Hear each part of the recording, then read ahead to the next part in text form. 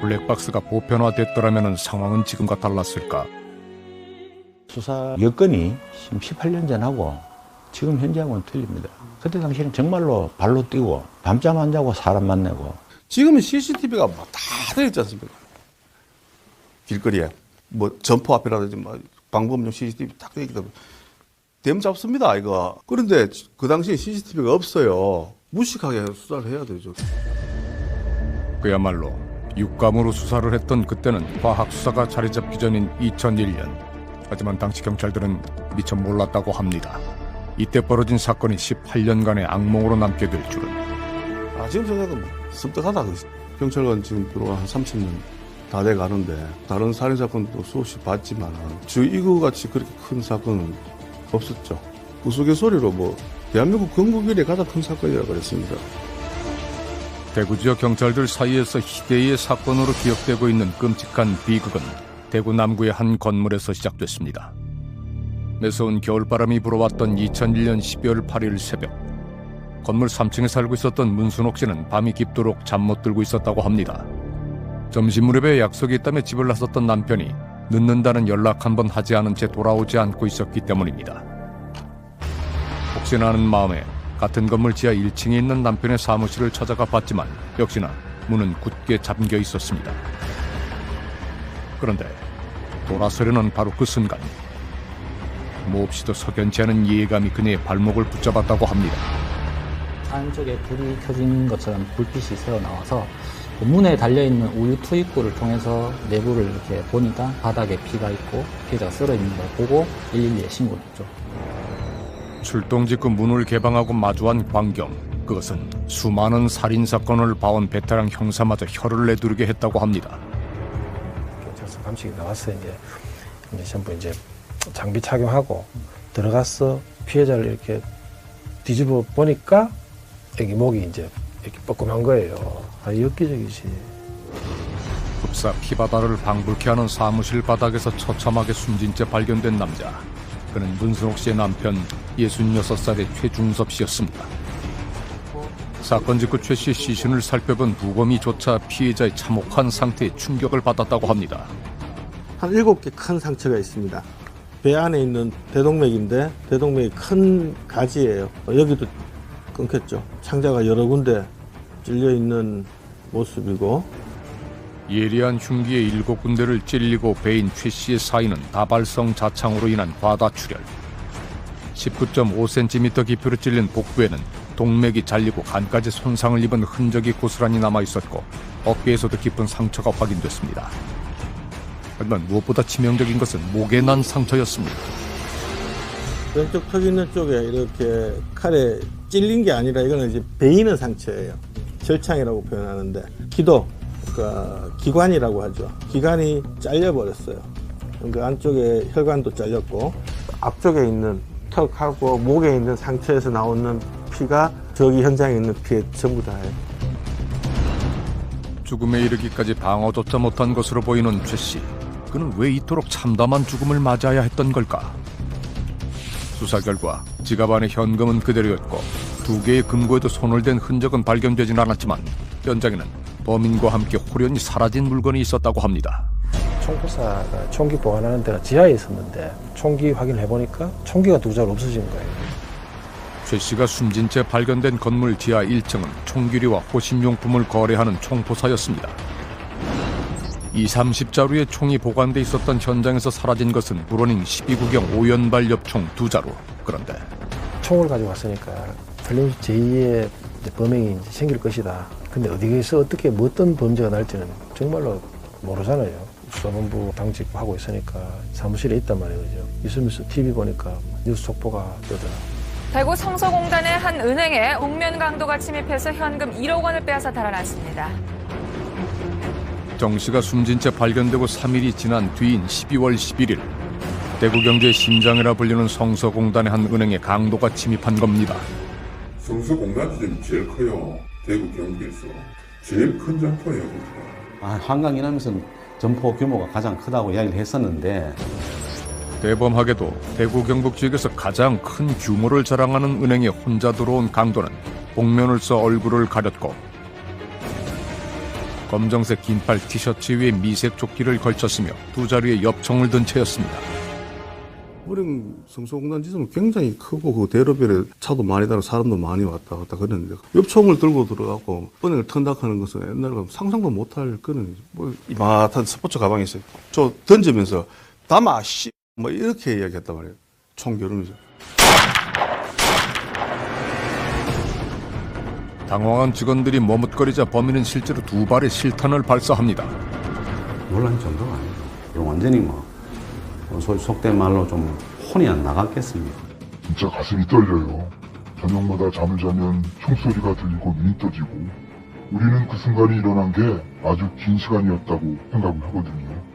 그 찰나가 저희들한텐 너무 길었다니까요. 순간이. 범인이 현금 1억 2,600만 원을 들고 달아나는 데 걸린 시간은 3분 남짓. 신고를 받은 즉시 출동한 경찰이 강도의 뒤를 추격하려 했지만 CCTV가 많지 않았던 당시에는 그의 도주로를 파악하는 일조차 녹록지 않았다고 합니다. 무수한 총알 자국만을 남긴 채 순식간에 사라져버린 범인. 그런데 경찰의 수사력이 성서공단에 집중돼 있던 그때 또 하나의 기막힌 사건이 벌어집니다. 주변의 목격자 상대로 해서 막 탐문하고 막 도주로 이제 수사하고 있는 도중에 달성하원 아파트에서 차량 화재가 났다 이거야.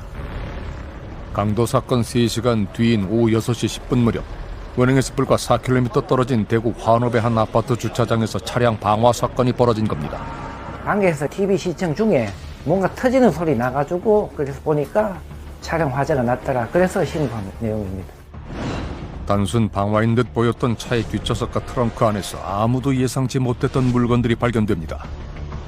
그것은 바로 은행 강도가 입고 있었던 미색 조끼, 그가 들고 달아났던 돈가방, 실탄 36발, 그리고 총포사 주인이 살해된 뒤 사라진 두 자루의 총이었습니다. 사흘 사이에 벌어진 살인과 강도 그리고 방화가 동일범의 연쇄 범죄였음이 확인되는 순간이었습니다. 사실 이때까지만 해도 사라진 차주만 찾으면 복면 속 범인의 얼굴을 밝히는 것은 시간 문제인 듯 했습니다. 그런데 앞에하고 뒤하고 번호판이 같아야 되잖아요. 같아야 되는데 이거는 이제 서로 이제 번호판이 다른 번호가 있으니까 이건 뭐지 뭐 이런 거지요. 경남 번호판을 달고 있었던 차 트렁크 안에서 대구의 번호판이 발견된 겁니다. 차적조의 결과 경남의 번호판과 대구의 차량은 모두 이미 2주 전에 도난 신고가 돼 있었던 상황. 오랜 기간 치밀하게 범행을 계획하고 실행했을 범인이 남긴 수수께끼는 이뿐만이 아니었습니다. 그럼 이 현장에서 범인의 지문이나 DNA가 발견이 된 게 있나요? 없습니다. 없어요. 하나도 없어요? 네. 이 사람 다니는 데가 범죄지가 많잖아요. 많고 그러니까 이제 노출이 많이 되었을 것이다. 이렇게 생각을 했는데 정말로 노출이 안 됐더라고요. 너무 단서가 너무 없었어요. 정말로 이거 완전 범죄지. 2001년 겨울 총포사주인 최 씨를 무자비하게 살해하고 훔친 총을 이용해 은행에서 1억 2,600만 원을 탈취한 뒤 자신의 흔적을 까맣게 지우려 했던 범인. 그 뒤 연기처럼 사라져버린 범인의 정체는 18년째 복면 속에 가려져 있습니다.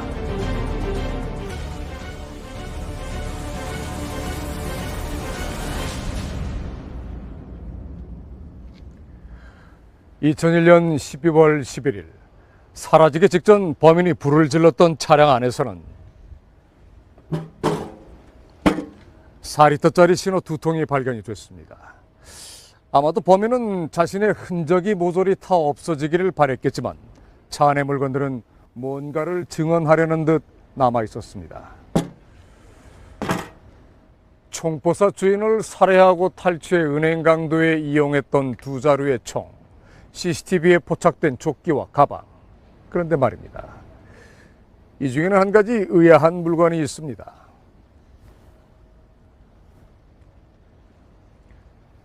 36발의 탄환입니다. 총이나 가방 등은 증거를 없앨 목적으로 보이지만 그는 왜 사용하지 않은 탄환까지도 함께 불태웠던 걸까요? 혹시 나는 탄환이 더 필요 없다. 이제 더 이상 범죄를 저지르지 않을 테니 당신들도 나를 찾지 말라는 범인의 마지막 메시지였던 건 아닐까요? 실제로 그는 지난 18년간 경찰의 수사망에 단 한 번도 포착되지 않았습니다. 대체 범인은 누구이며 어떻게 이런 일이 가능했던 걸까요? 일명 대구 총포사 살인 사건이라고 불리는 이 사건은 현재 대구에서 가장 오래된 미제 사건으로 남아 있습니다.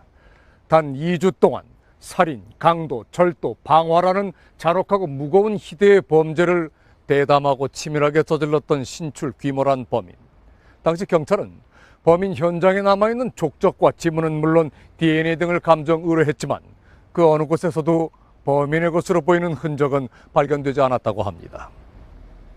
하지만 완벽해 보이는 그의 범행에도 남아있는 단서는 있습니다. 그가 2주 동안 저지른 범행 방식 그 자체와 타담한 제 차에 남아있었던 물건들입니다. 혹시 퍼즐들을 하나하나 맞추다 보면 2001년에는 발견하지 못한 범인의 윤곽이 드러나지 않을까요?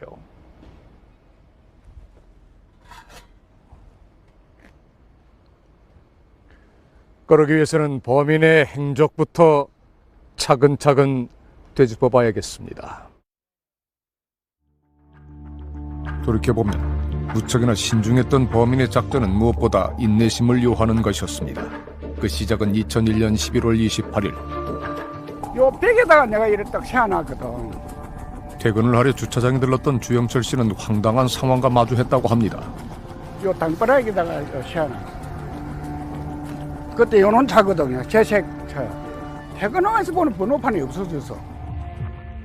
분명 하루 전 출근할 때까지만 해도 있었던 번호판이 온데간데 없이 사라져 있었다는 겁니다. 여기 원래 번화가예요? 요 번화가는 아닌데 터미널이니까 사람들이 많이 끌는 자리지. 주 씨가 차를 세우던 곳은 창녕 시외버스 터미널 뒤편의 노상 주차장. 평소 주차되어 있는 차가 많고 불특정 다수의 사람들로 붐비는 장소를 노렸을 범인은 43가 5302의 경남 번호판을 떼어 달아났습니다. 범인의 움직임이 다시 포착된 것은 이틀 뒤 창녕 시외버스 터미널에서 50km 떨어진 대구 두산동에서였습니다. 그날 새벽 이주환 씨는 회식을 한 뒤 음주운전을 할 수 없어 가까운 모텔을 찾았다고 합니다. 그때 당시에는 대리운전도 없었어요. 그러면서 차를 주차장한테 맡기고 이제 올라가서 이제 잤는데 어처구니 없는 상황은 오전 11시 무렵 모텔을 나서려는 과정에서 벌어졌다고 합니다. 나왔는데 차가 없는 거죠. 그래가지고 주인 확인하고 그 수부실의 여자분이 하시는 말씀이 남자 한 명이 그 차 키를 가져갔다. 불과 30분 전 모텔 접수처에 다가와 차 열쇠를 달라고 한 남자가 있었다는 겁니다. 이를 대수롭지 않게 여긴 모텔 직원이 바구니채로 열쇠를 건네자 그 안에서 이주환 씨 차 열쇠를 가지고 갔다는 남자. 이 씨는 범인이 자신의 차를 노린 이유를 조금 알 것 같다고 합니다. 그때는 리모컨 차도 잘 없었거든요. 리모컨 키가 없으면은 차가 어떤 차인지 모르잖아요. 그러니까 일단은 리모컨 키를 가져갔겠죠. 그리고 내려오면서 삑 하니까 비상 깜빡이가 점등하겠죠. 삑 하면서. 당시 이 씨의 차는 2000년식 진주색 매그너스. 리모컨 키를 이용했을 범인은 몹시도 대담하고 태연히 차를 훔쳐 달아났던 것으로 보입니다. 그렇다면 모텔 어딘가에 비해 정체를 말해줄 단서가 남아있지는 않았을까? 수부실이 이렇게 낮잖아요. 그래서 어른이 이렇게 되면 가슴이 보이잖아요. 그러니까 얼굴도 제대로 못 봤다. 범인과 직접 대화를 한 모텔 직원이 있긴 했지만 범인의 얼굴까지는 미처 보지를 못했다는 겁니다. 게다가 그 모텔에 CCTV는 없었나요? CCTV는 있었는데 이게 녹화 기능이 없는 CCTV였던 걸로 확인됐습니다. CCTV가 녹화되지 않아서 모습이 찍히지 않았다는 것은 아마도 사전에 확인했을 수 있지 않을까 생각됩니다. 목격자도 증거도 없는 상황. 이 모든 것은 범인의 뜻하지 않은 행운이었을까? 혹은 치밀한 계획이었을까? 하지만 적어도 한 가지 분명한 사실이 일주일 뒤 드러납니다. 경남 번호판과 대구 차량 절도는 범인이 설계한 시나리오의 극히 일부분이었다는 것 말입니다. 총포사 주인 최 씨에게 12월 7일은 여느 때와 다를 바 없이 지극히 평범한 하루였던 것으로 보입니다. 13시 정도에 총포사로 일반 전화가 누가 걸려왔습니다. 총포사를 방문하려는 손님 전화였고요. 그래서 그 손님을 만나러 잠깐 그 가게 앞으로 나가겠다고 나간 게 가족들이 본 마지막 모습이었고요.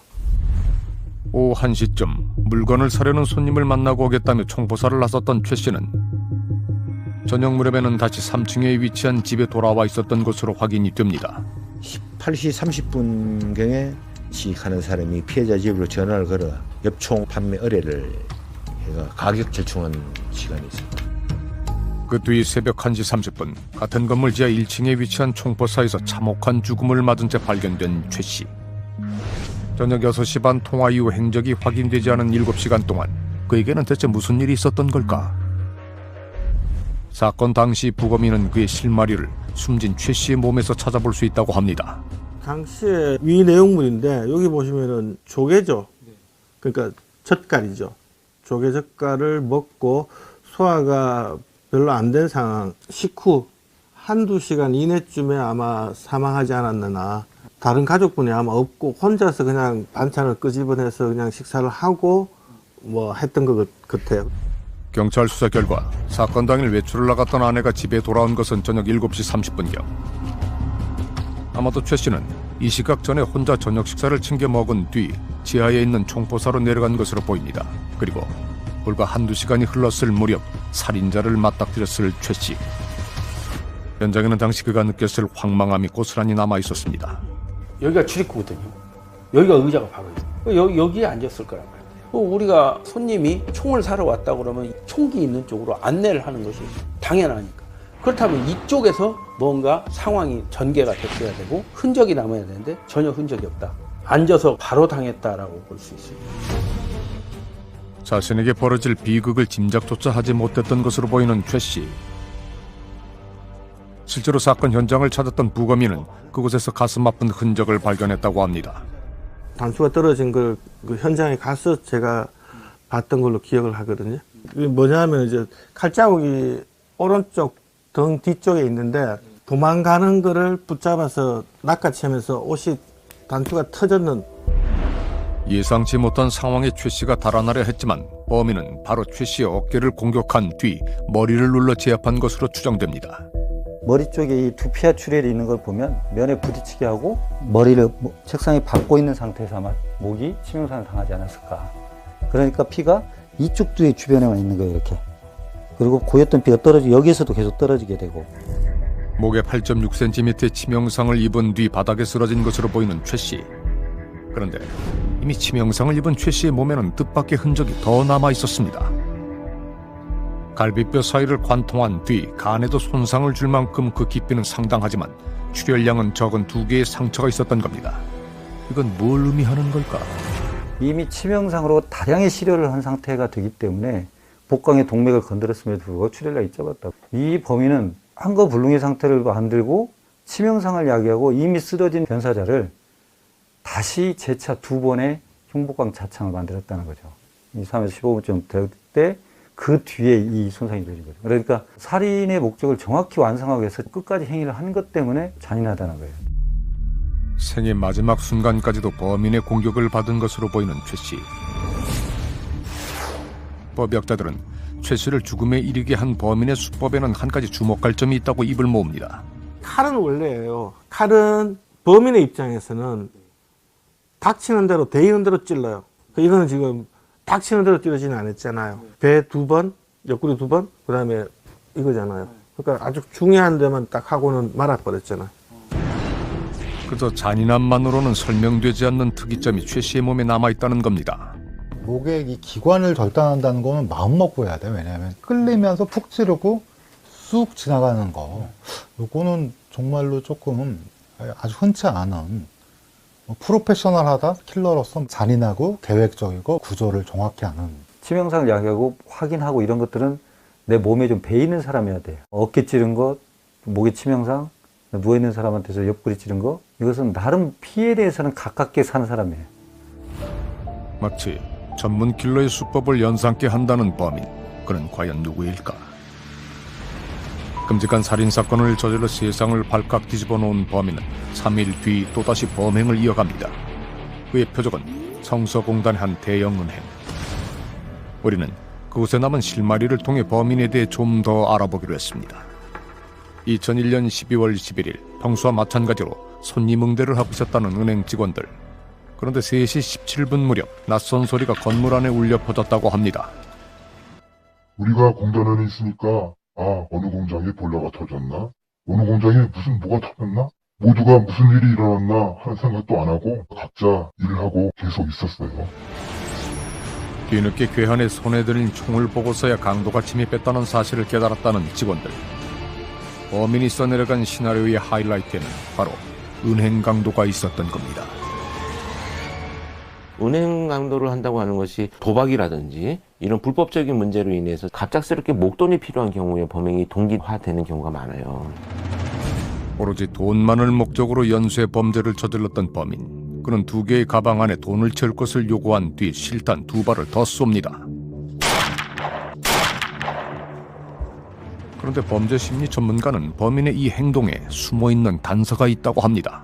사실 이 정도의 은행 강도를 목적으로 할 때는 당연히 여러 개의 가방으로 최대한 많은 양의 현금을 은행에서 가져가는 것을 목적으로 생각할 수 있는데 가방의 숫자는 확인된 것은 2개밖에 되질 않거든요. 이것을 봤을 때는 이 사람은 차량을 유기한 이후에 혼자서 돌아가야 할 단독범이라는 것이거든요. 은행 강도 사건의 경우 2인 이상이 공모해 범행을 저지르는 경우가 많은 반면 단독으로 움직였던 대구의 복면 강도. 우리는 2003년 광주 광산구에서 2인조 은행 강도를 검거한 김정우 형사에게 대구 범인의 특이점을 물어보기로 했습니다. 행동을 보면은 뭐 너무 차분해. 그런 거를 보면은 이게 초보자가 되면은 이렇게 빨리빨리 뛰어다니면서 뭐 해야 될 거 아닙니까? 근데 이 보면은 걸어다니잖아요. 급하지도 않아요, 이 사람은. 엽총과 칼을 들고 침입을 한 뒤 부산스럽게 움직였던 광주의 범인들. 반면 대구의 범인은 다르다는 겁니다. 경험에서 우러나오는 뭐랄까 차분함이랄까 그런 훈련을 많이 받았다든지. 특수훈련을 받은 듯 노련해 보인다는 겁니다. 당시 은행 안에 있던 사람들은 직원과 손님을 포함해 30여 명. 그렇다면 혹시 이들 중에 범인의 특징을 기억하고 있는 사람은 없을까?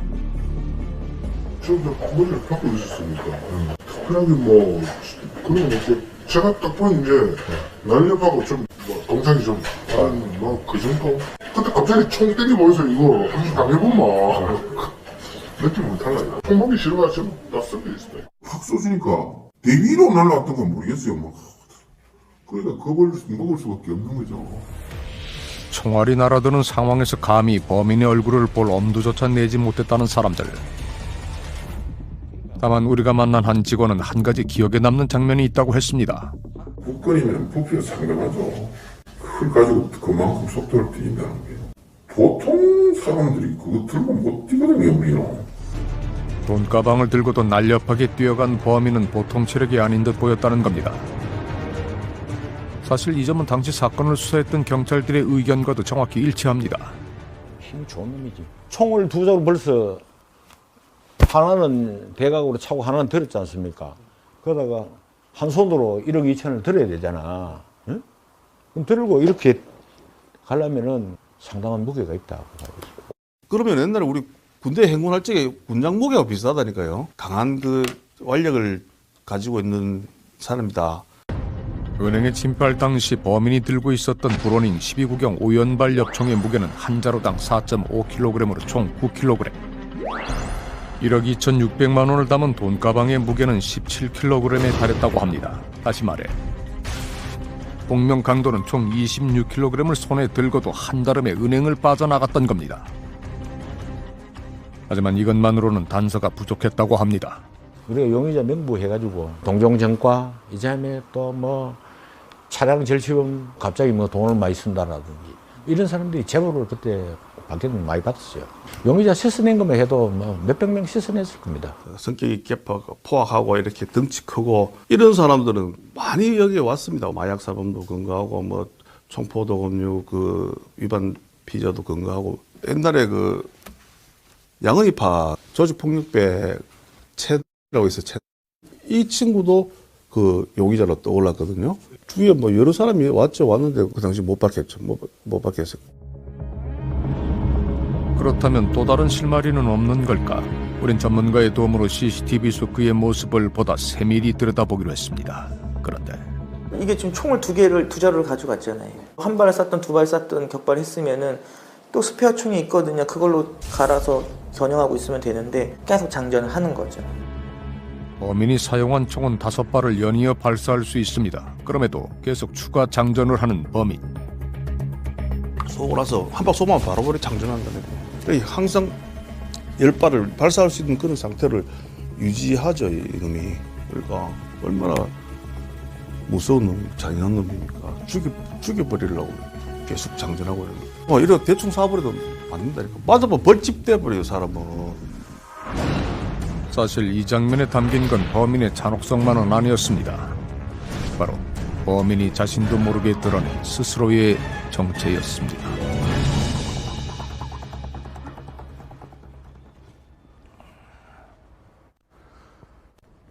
(1970년식) 벨기에산 브로닝 12구경 5연발 엽총. 노리스의 후방부가 뚝 잘린 듯한 독특한 형태를 갖고 있는 이 엽총은 내구성이 좋고 잔고장이 없는 장점을 가진 반면에 무겁다는 단점을 갖고 있습니다. 그럼에도 불구하고 20-30자루의 총기가 보관되어 있었던 총포사에서 굳이 이 총 2자루를 탈취한 뒤 한 자루의 총은 손에 들고 한 자루의 총은 어깨에 맨 채 은행에 들어갔던 범인.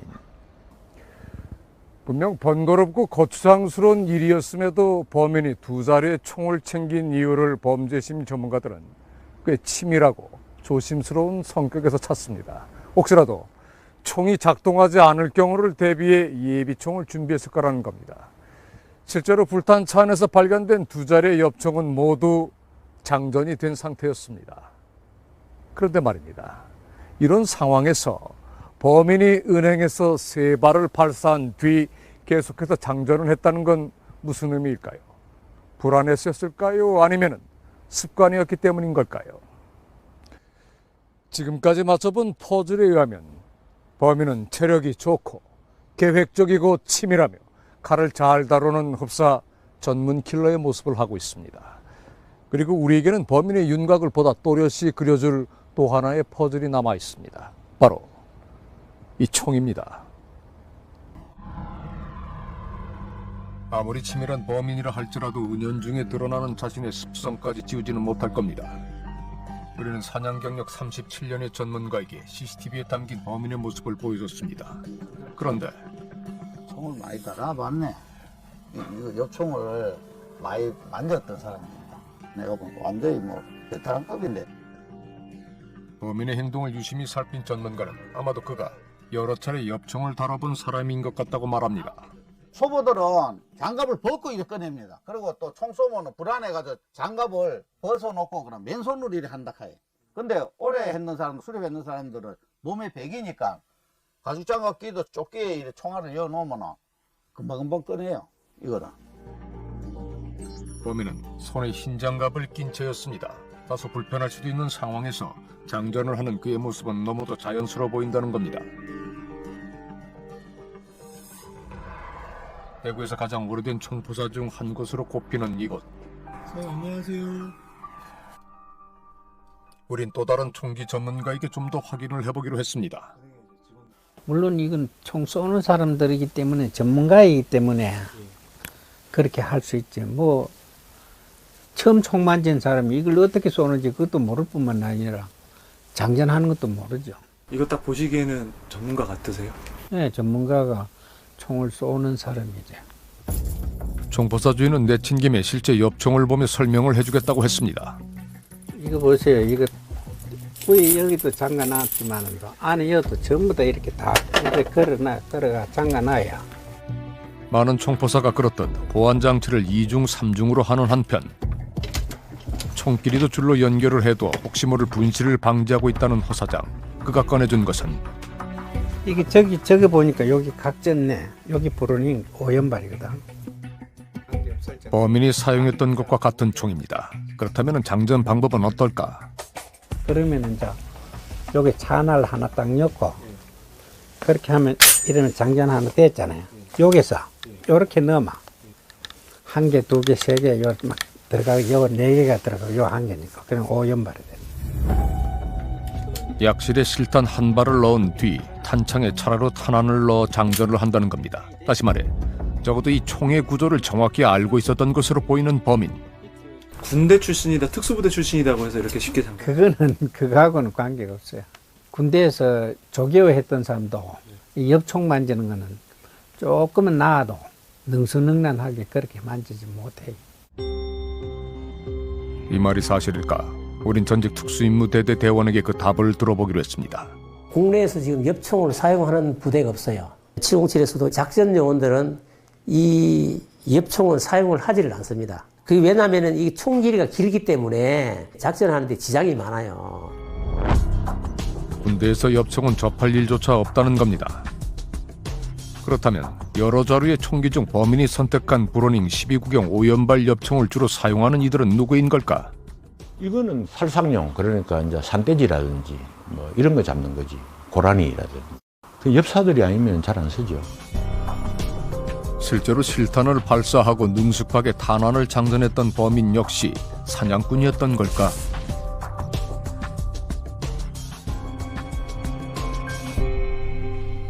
그런데 사실 범인이 은행에 남기고 떠나는 흔적은 한 가지가 더 있었습니다. 바로 천장에 남은 탄흔입니다. 범인이 현장에서 쏜 실탄은 모두 3발. 하지만 무수히 뚫려있는 천장의 구멍은 무엇을 말하는 걸까? 우린 탄흔에 남아있는 정보를 확인하기 위해 국립과학수사연구원을 찾았습니다. 버드샷이라고 이제 이야기를 하는데 우리 엽사들이 많이 쓰는 꽁 잡는 그런 종류 같아요. 탄환 사이즈로 봐서. 범인이 은행에서 사용한 탄환은 주로 꽁을 잡는 데 쓰이는 버드샷. 오랫동안 사냥을 해온 베테랑 역시 의견은 같았습니다.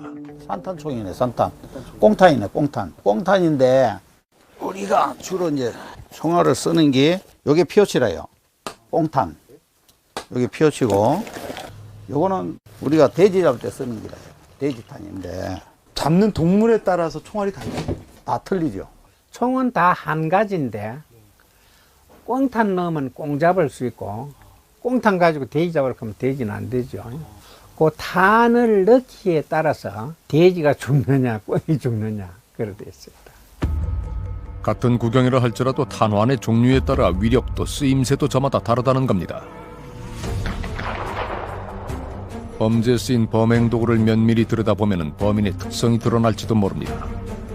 우린 총기 전문가의 도움으로 탄환의 구조를 보다 면밀히 들여다보기로 했습니다. 요거는 멧돼지용 레밍턴이고요. 요거는 꽁탄, 피오찌입니다.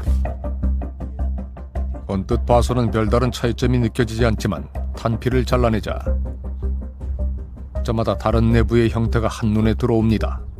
멧돼지는 알이 굵어야 상처가 많이 나죠. 치명상을 주니까.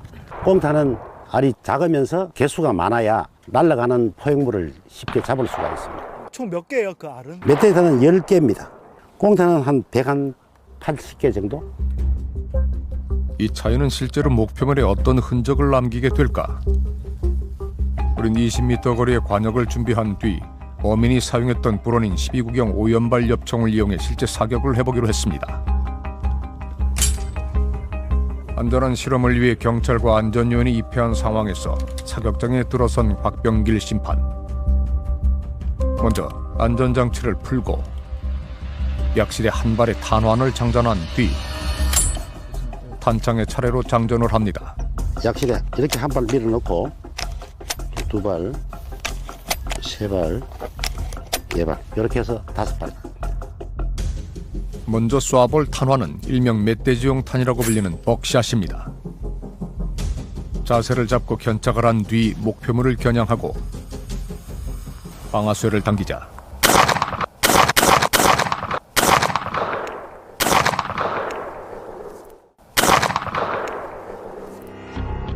엄청난 반동과 함께 총알이 발사됩니다. 관역에 10군데 큰 구멍을 남긴 벅샷은 30cm 너비로 좁게 퍼지는 형태를 띱니다. 30. 멧돼지나 잡을 때 패턴이 좀 좁게 나와야 되니까 집중탄이 들어가야 되니까 앞다리 쪽이 심장 쪽이니까 그쪽이 맞아야 잡을 수가 있죠. 그렇다면 꽁사냥에 쓰인다는 버드샷은 어떤 형태를 띨까? 이번에는 동일한 조건에서 버드샷을 장전한 뒤 발사해봤습니다.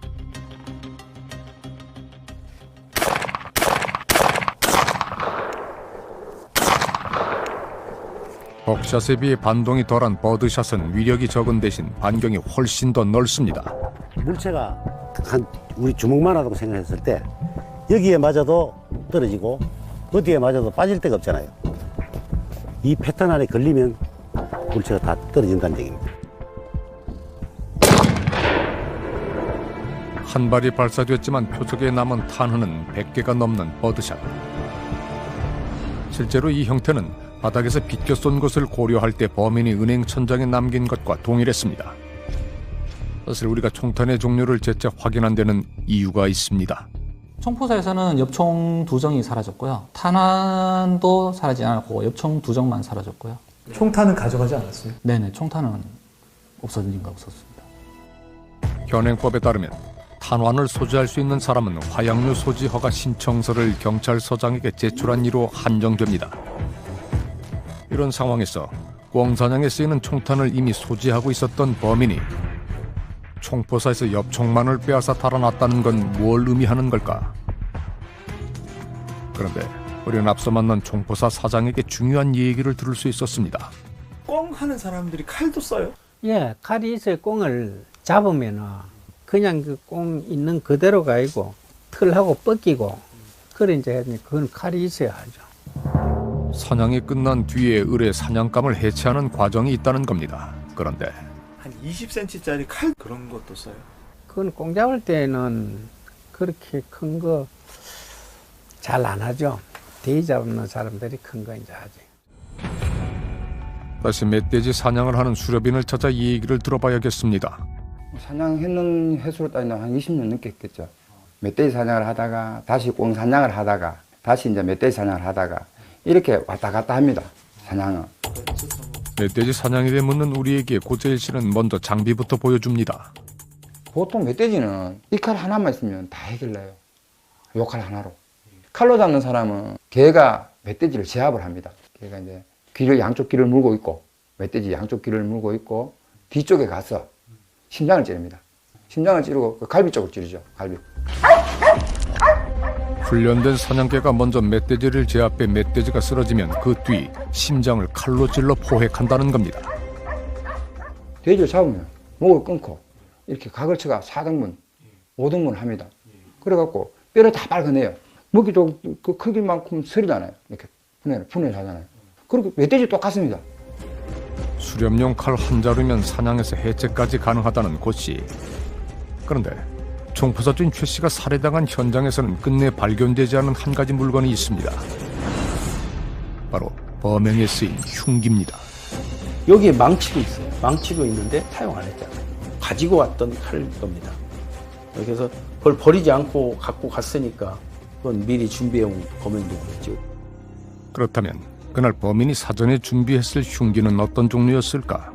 지금 경보나 기관이나 또는 경동맥 절단하고 이렇게 같이 간까지 오고 가고 할 정도면 상당히 단단해야 돼요. 안 부러져야 돼요. 갈비뼈도 절단하고 들어갔으니까. 칼은 보통의 우리 시중에 나오는 칼보다는 부엌한 폭이 넓고 그렇게 단단한 강도를 가지고 있으면서 내가 예리하게 나를 갈 수 있는 칼, 그리고 내가 쉽게 쓸 수 있는 칼, 내 손에 익은 칼. 그것은 수렵용 칼에도 적용이 되는 얘기였습니다. 이제 범인의 윤곽은 더욱 선명해졌습니다. 그는 사냥감의 대상을 가리지 않을 만큼 각종 사냥에 두루 능하고 멧돼지와 같은 대형 동물을 칼로 잡거나 해체를 해봤을 사람일지도 모릅니다. 하지만 여전히 의문은 남습니다. 그저 엽정 탈취를 하는 게 목적이었을 범인이 굳이 총포사 주인을 살해한 이유입니다. 그런데 보통 사람이 좀 들어가기 어려운 총포사 여기가. 거기에 뭐 슈퍼같이 이렇게 오픈된 공간이 아니니까 뭐 전화를 안 하고 보통 오는 손님 잘 없잖아요. 이게 이런 데는. 그 지하 1층 거기는 총을 구입할 의사가 충분히 있다고 생각된 사람들만 데리고 가서 이렇게 총을 보여주거나 이렇게 만났던 장소인 것 같더라고요. 평소 무척이나 조심스러운 성격이었다는 최 씨는 어느 정도 확인된 손님만을 총포사에 들였다고 합니다. 여러 번 칼로 찌른 이후에 그대로 있어도 사실 과다출혈로 사망할 것이 거의 확실한데도 굳이 더 칼로 찔러서 사망에 이르게 한 특성을 봤을 때는 반드시 이 피해자분이 사망을 해야 된다라는 게 굉장히 확고한, 목격자를 남겨서는 안 되는 거기에다가 아는 사람일 가능성도 배제할 수 없다. 그날 총포사에 들어섰던 범인은 주인 최 씨와 아는 사이였던 걸까? 사건을 수사한 이성호 당시 반장은 18년이 지난 지금까지도 마음에 걸리는 점이 있다고 했습니다. 현장에서 저 밑쪽으로 보면은 그 공중전화 박스가 하나 있어요. 공중전화 박스에서 범행 전에 그 용의자로 보이는 사람이 피해자한테 전화한 그 통화 내역이 있다고. 총포사의 유선전화 수신 내역을 조회한 결과 불과 108m 떨어진 공중전화에서 걸려온 통화 내역이 확인된 겁니다. 발신자는 왜 총포사를 몇 걸음 앞에 두고 공중전화를 이용했던 걸까? 총포사에 사람이 있나 없나 여기서 전화를 해가지고 있나 없나 확인하고 그렇게 약속을 해가 갔겠지. 사건 당일 오후 3시 무렵 총포사로 전화를 걸어왔던 이는 과연 누구였을까?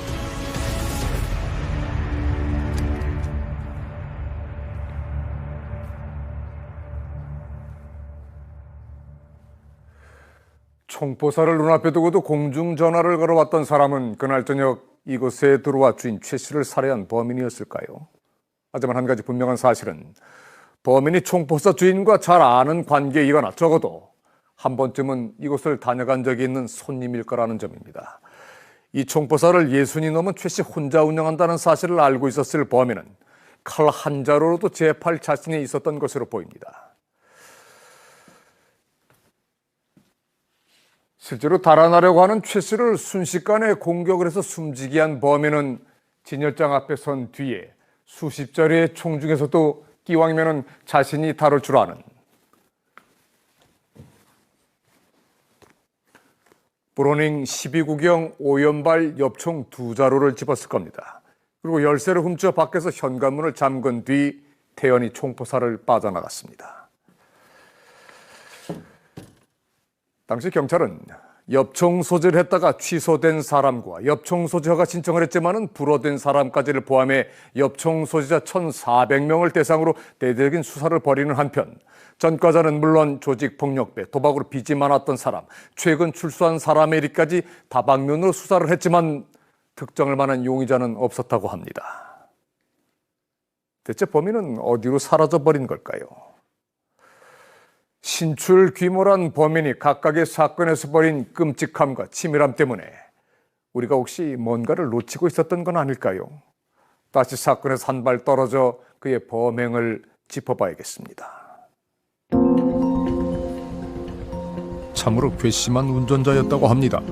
차가 흰색 매그너스인데 아이보리 색깔입니다. 아이보리 색깔 매그너스인데 차가 여기에 있고 차가 여기에 있고 차 방향이 어느 쪽으로? 이쪽으로. 머리가 이쪽으로? 예. 보통 이쪽으로 있어야 되는데 이래가 일로 세워놨어. 남해 공장 입구에 떡하니 그것도 주행 방향과 반대 방향으로 불법 주차를 하고 갔다는 운전자. 차주가 돌아오면 항의를 하겠다며 경비실 직원이 단단히 벼르고 있었던 그때는 2001년 12월 11일 오후 3시 15분을 조금 넘겼을 무렵이었다고 합니다. 그런데 예상치 못한 일이 벌어집니다. 나는 길가에서 차가 빵꾸 나는 줄 알았지. 빵빵 그래 나 타이어 뻥크 소리인 줄 그래 알고 했는데 길 건너 은행에서 뭔가가 터지는 듯한 요란한 소리가 들려왔다는 겁니다. 잠시 뒤 은행에서 복면을 쓰고 튀어나온 남자가 차에 오르는 것은 그야말로 순식간에 벌어진 일이었다고 합니다. 말을 걸 틈조차 주지 않은 채 달아난 운전자. 그는 대구 달성군 구라리로 향했습니다. 구라리로 가는 길은 이 대구 사람도 요 달서구에 있는 사람 아니면 길을 원래 잘 몰라요. 저 외곽지 있는 사람은 잘 모르고 특히 외부에 있는 사람들은 그 길을 잘 모른다고. 아는 사람만 갈 수 있어요? 네, 아는 사람만 갈 수. 그 당시에는 아는 사람만 갈 수 있지. 승수공단도 그때는 4사 단지까지 다 조성이 되는 게 아니고 1, 2차 정도밖에 단지가 형성이 안 됐을 때라요. 그래 이 길이 없어 도로가. 은행 옆길을 이용해 현장을 빠져나간 범인은 당시 포장도 되지 않은 길을 따라 도주했던 것으로 보입니다. 그리고 3시간 후 은행에서 4km 떨어진 아파트의 지상 주차장에 차량 방화를 한 뒤 자신의 흔적을 지워버린 범인. 그렇다면 6개 동 260세대가 모여 사는 이 아파트에서 사건 당일 범인을 목격한 이는 없을까? 우린 화재 당시를 기억한다는 주민을 어렵게 만나 상황을 들을 수 있었습니다. 펑 소리가 나면서 엔진 소리가 나는 게 열인지 뭐 소리가 나더라고요. 펑 그러면서 소리가 나가지고 보이길래 불이 나고 하면 사람은 튀고 웃고. 갑자기 펑 하는 소리에 나가보니 3층 높이까지 치솟은 불길은 이미 차를 까맣게 불태운 뒤였다는 겁니다. 그런데 그날 이후 부부에게는 한 가지 의문이 생겼다고 합니다. 희한하지 그래. 각중에 사람이 없어졌어. 없어졌어. 차가 없고 불과 얼마 사이가 아니고 나가는 것도 뭐. 나가는 거 본 사람이 없으니까네. 이게 뭐 희한한 기라. 일로 계단으로 일로도 기 올라갔나. 그러면 저 뒤로 나가도 누가 봐도 그걸 봤을 건데. 실제로 화재 전문가는 범인이 불을 지른 뒤 주민들이 알아채기까지는 그리 긴 시간이 걸리지 않았을 거라고 말합니다. 폭발음이 들렸다고 하는 것은 급격한 연소가 이루어졌다. 그렇게 하면은 흔히 액체 가연물이라고 표현합니다. 석유, 신나, 휘발유 이런 계통인데 액체 가연물을 뿌려가지고 아주 짧고 빠른 시간 내에 하면은 5분 아마 안 걸릴 겁니다. 5분이면 상당히 긴 시간입니다. 범인이 방화를 한 장소는 아파트 입구에서도 가장 먼 곳이었습니다. 들어오는 길도 나가는 길도 외길인 이곳에서 범인은 어떻게 누구의 눈에도 띄지 않은 채 호련히 사라질 수 있었던 걸까? 우린 한 주민에게 뜻밖의 얘기를 들을 수 있었습니다. 여기로 나와서 차를 놓고 이제 부지로 가시면 어디로 도망갈 수 있는데 그것은 미처 알아채지 못했던 길이었습니다. 그걸로 가면 바로 뒷문이잖아요. 저를 지나고 이거 하는 바보죠. 차를 불태운 곳 바로 옆에 뒷문이 있었던 겁니다. 만약 범인이 이 길을 이용했다면 아파트를 빠져나가는 데 걸렸을 시간은 25초 남짓. 서두를 이유조차 없었을 범인은 누군가의 의심조차 받지 않을 만큼 태연하고 느긋하게 이곳을 벗어났을지도 모릅니다. 그리고 그가 골목을 걷고 있을 무렵에는 불이 치솟기 시작했을 겁니다. 때문에 아파트 주민들은 방화범의 정체에 대해 한 가지 강한 확신을 갖고 있습니다. 이 사람 길을 잘한다면 뒷문을 빠지면 여기 나가서 여기 단에 도로를 해서 택시를 잡아타든지 얼마든지 갈 수가 있거든요. 분명히 그 사람이 이 동네를 굉장히 잘하는 사람이에요. 그냥 알지 않고 친구가 산다든지 그 아파트에 한번 들어봤는 경험이 들 사람일 거예요. 성서공단의 은행 앞에 주행 방향과 반대로 주차를 했던 그 순간부터 범인의 최종 목적지는 이 아파트였을 겁니다. 이곳은 범인이 평소 잘 알고 있어 익숙한 장소였던 걸까? 아니면 도주를 위해 특별히 신중하게 골랐던 장소였던 걸까? 분명한 건 범인이 다녀간 동선이 그에 대한 또 다른 정보를 말해준다는 점입니다. 이 3시간이라는 시간은 만일 범인이 대구 지역 밖으로 나갔을 경우에 충분히 멀리까지 갈 수 있는 시간입니다. 그럼에도 불구하고 이 가까운 지점에서 방화했다는 것은 이 지역에 대한 어떤 안정감을 자기가 느낄 수 있는 어떤 그런 것들이 있다. 그게 지리감이 있을 수도 있고 연고감이 있을 수도 있고. 우린 실제로 공간 통계 분석 기법인 지리적 프로파일링을 이용해 범행 장소를 토대로 범인의 근거지를 추정해보기로 했습니다. 차량을 절취한 장소와 은행 강도 장소까지를 보면 분산형을 형태를 띠지만 실제 차량 번호를 절취한 장소까지 포함해서 큰 원을 그리면 집중형 패턴의 형태를 보이고 있습니다. 그래서 집중형 패턴에서 봤을 때 근거지를 하원 쪽으로 추정해 볼 수 있을 것 같습니다. 짐작했던 대로 범인은 범행 장소 가까이에 있었습니다. 은행이 위치한 성서공단을 접경으로 한 달성군 화원읍 인근에 근거지가 있었을 것으로 보인다는 범인.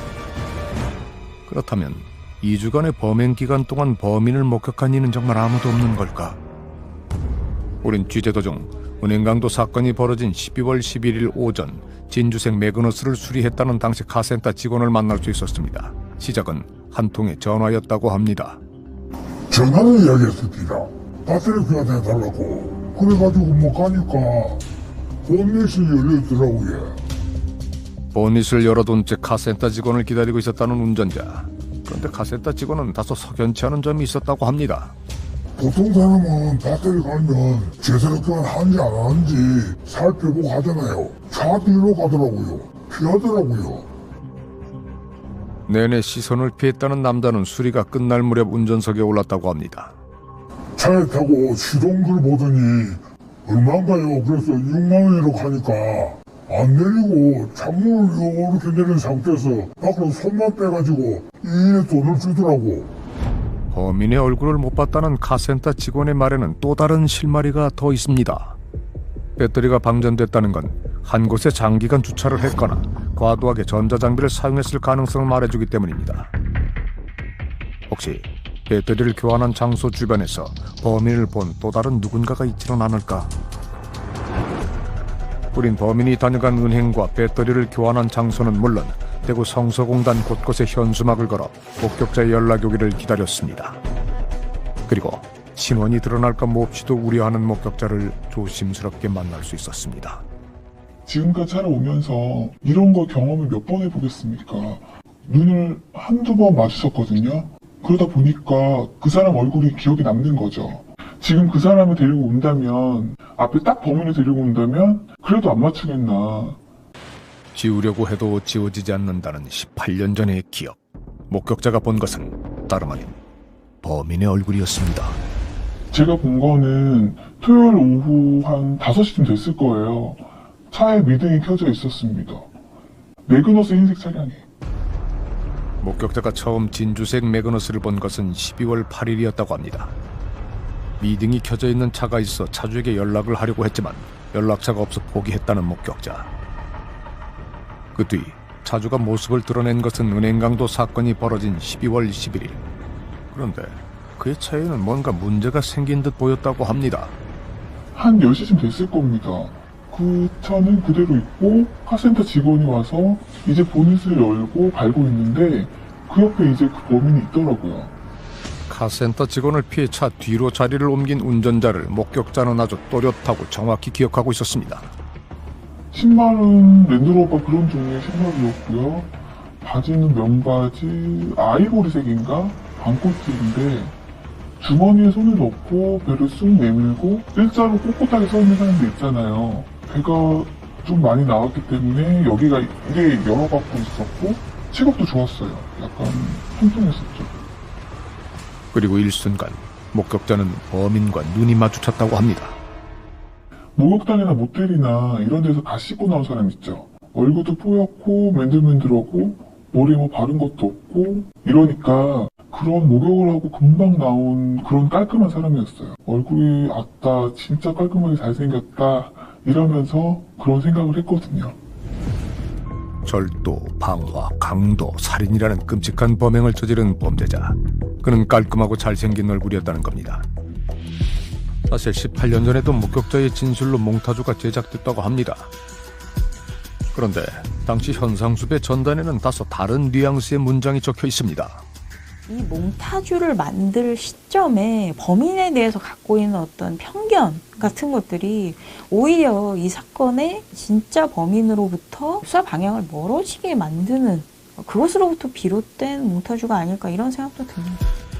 실제로 또 다른 범죄 심리 전문가들 역시 은행에 침입했을 당시 범인이 보인 행동에는 다소 특이한 점이 있다고 입을 모읍니다.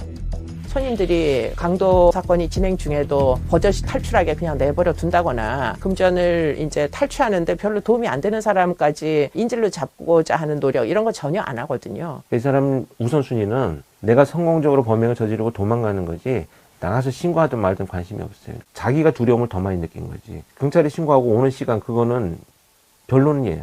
이 사람 입장에서는.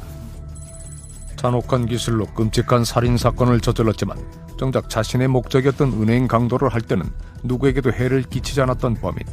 복면 속에 가려진 그의 진짜 얼굴은 과연 무엇일까?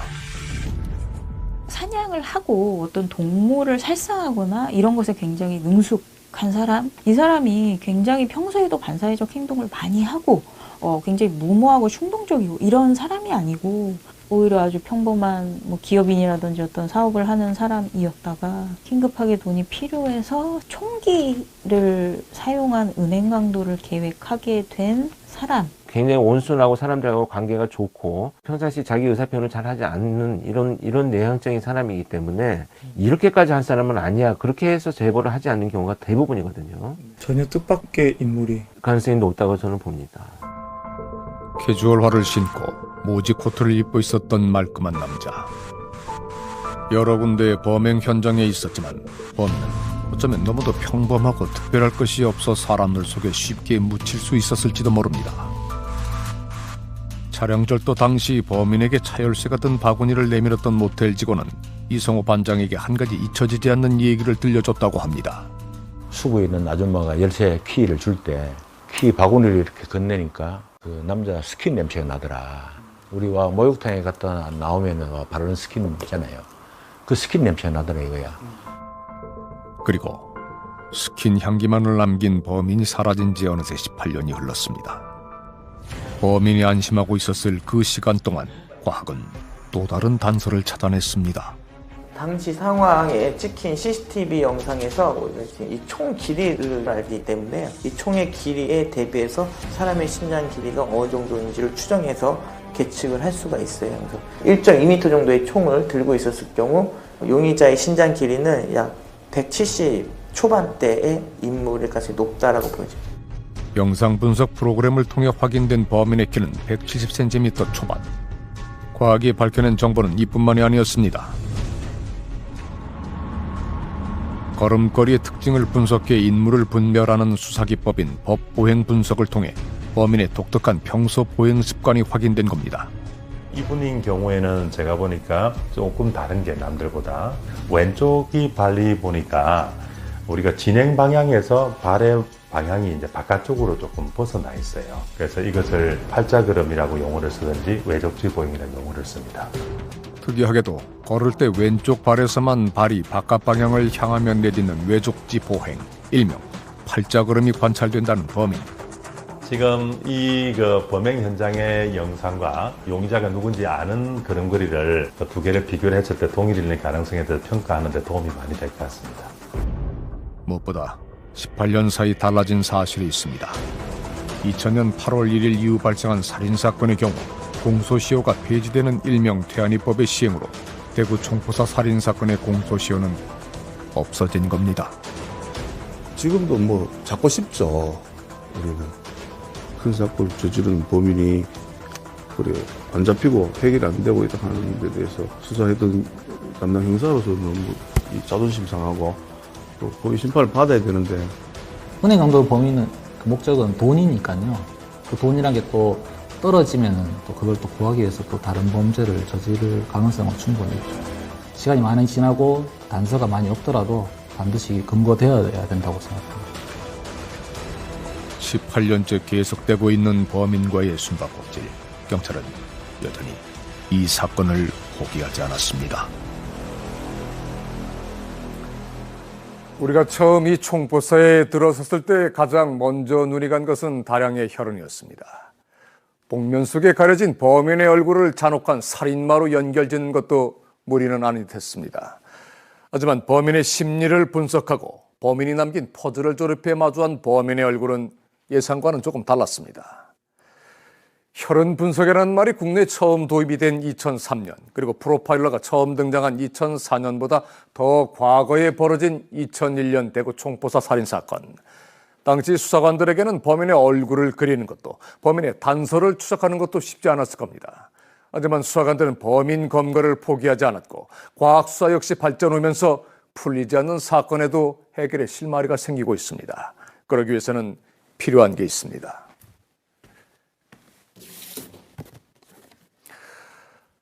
이 얼굴을 잘 봐주시기를 부탁드립니다.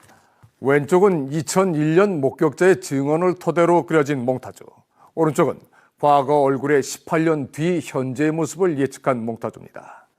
살인, 강도, 방화, 절도라는 강력사건 뒤에 가려진 범인은 경제적인 어려움을 다른 사람과 상의하지 못하는 내향적인 성격의 소유자, 또 그는 사냥을 하고 사냥감을 해체할 줄 아는 기술을 가졌지만은 사냥을 하지 않는 평소에는 스킨을 챙겨 바르고 깔끔하고 단정한 차림을 즐겨하는 사람일 가능성이 높습니다.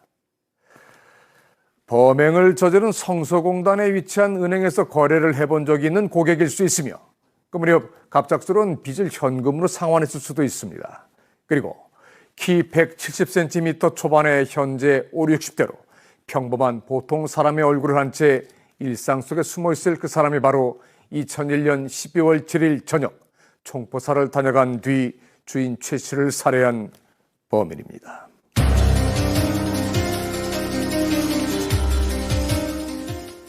그것을 빗대서는 지난해 9월 13일 전남 영광의 한 모텔에서 일어난 여고생 성폭행 사망 사건의 가해자들에 대해 잘 아시는 분들의 제보를 기다립니다. 지난 2001년 영동 여고생 살인 사건이 발생했던 충북 영동군 영동읍 계산리 제2내과 신축공사에 참여했던 분들 및 공사장 인부들에 대해 잘 알고 계신 분들의 연락을 기다립니다. 소셜 인플루언서가 운영하는 마켓의 광고나 불량 제품으로 피해를 입으신 분들의 제보를 기다립니다.